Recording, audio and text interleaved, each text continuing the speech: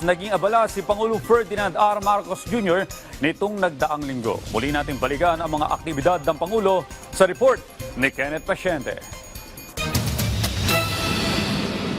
Lunes, nakipagpulong si Pangulong Ferdinand R. Marcos Jr. sa mga kinaukulang ahensya ng gobyerno para tiyakin ng long-term plan ng pamahalaan para sa mga apektado ng pagputok ng Mount Canlaon. Kabilang na riyan ang pagkakaroon ng permanenteng evacuation sites at relocation areas. Bubuuin din ang Task Force Canlaon na pangungunahan naman ng Defense Department. Martes, pinangunahan niya ang isang sectoral meeting sa palasyo kung saan inaprubahan niya ang 700 million pesos na pondo para sa pagtatayo ng Child Development Centers o CDCs ngayong taon, partikular sa mga 4th and 5th class municipalities o mga mahihirap na bayan na walang sapat na mapagkukunan para sa basic education development hubs. Sabi ng Pangulo, nararapat lang na pagtuunan ng pansin ng edukasyon maliban sa iba pang aspeto na isinusulong ng administrasyon, lalo't edukasyon anya ang susi sa pag-unlad hindi lamang ng mga batang Pilipino kundi maging ng bansa.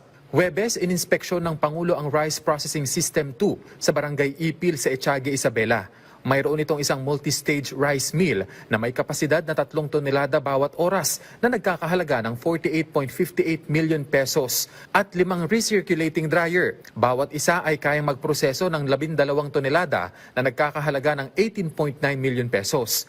Layunin nito na mabawasan ang gastos sa produksyon at maiwasan ang pagkalugi ng mga magsasaka pagkatapos ng anihan. Sinusuportahan nito ang nasa 70,000 na magsasaka sa Isabela na nakarehistro sa ilalim ng Registry System for Basic Sectors in Agriculture o RSBSA. Personal ding ininspeksyon ng Pangulo ang Kabagan Santa Maria Bridge na napinsala matapos gumuho ang bahagi nito noong nakaraang buwan. Ayon sa kanya, maling disenyo ang nakikitang dahilan kaya bumigay ang bahagi ng tulay, gayon din ang overloading.